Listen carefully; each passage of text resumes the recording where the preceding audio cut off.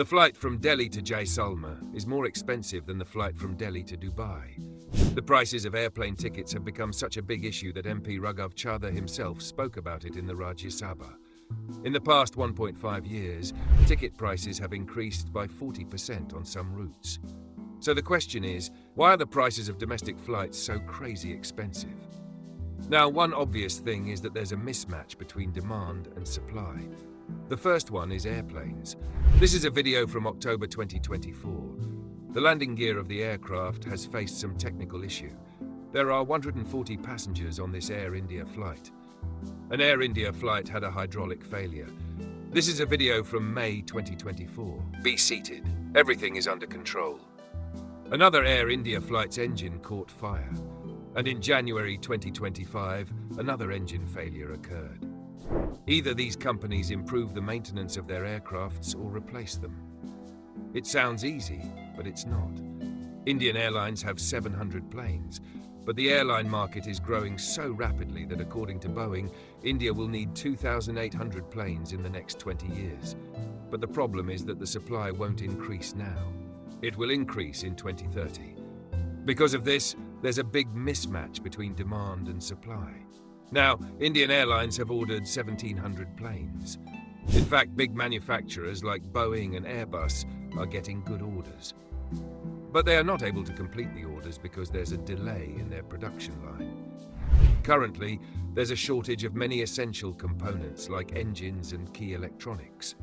Even if parts are available, companies don't have skilled labor to manufacture them. Engine companies like Pratt & Whitney are not able to achieve their timelines. For example, Boeing's production has many delays due to employee strikes and regulatory issues. The backlog had increased so much and the market was punishing their stocks that Boeing tried to increase its production without paying attention to quality. It was a disaster.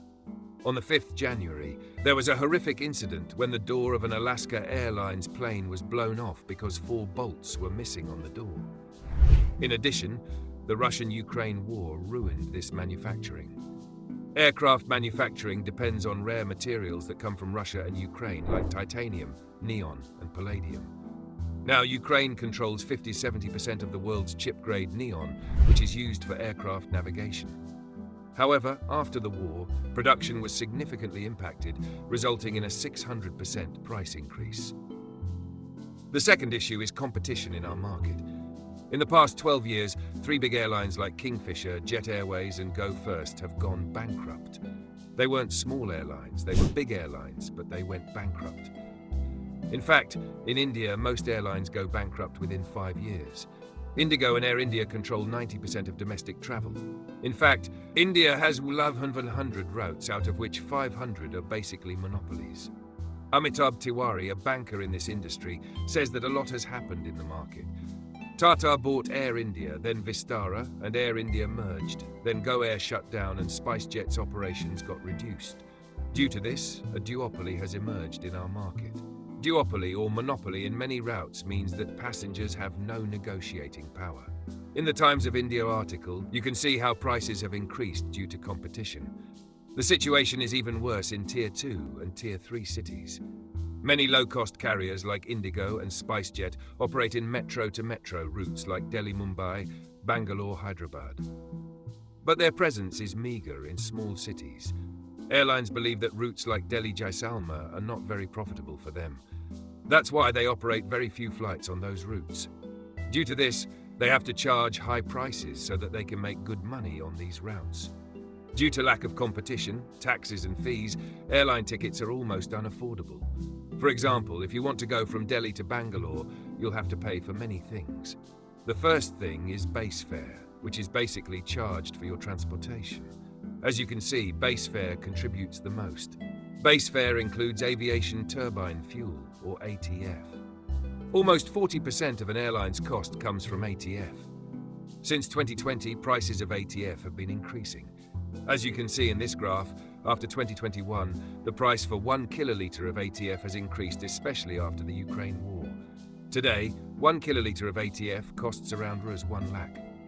Apart from base fare, we also have to pay for common user terminal equipment, i.e. cute fees.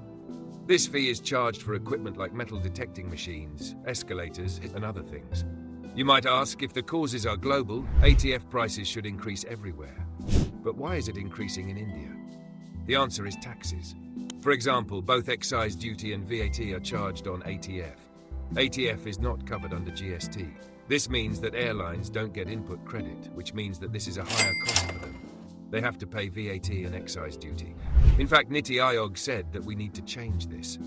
It's a global standard that ATF doesn't have taxes, like in the EU. Niti Aayog said that we should change this. See, the main solution for this is that we have to increase competition in the sector. The players won't change their behavior until there's competition. To reduce competition, we have to make it easier for new companies to enter the sector. Of course, there should be a barrier of entry because it's a big thing. There could be a safety issue. That's why there needs to be some barriers. But other compliance and administrative things we need to reduce, or new people won't enter the sector.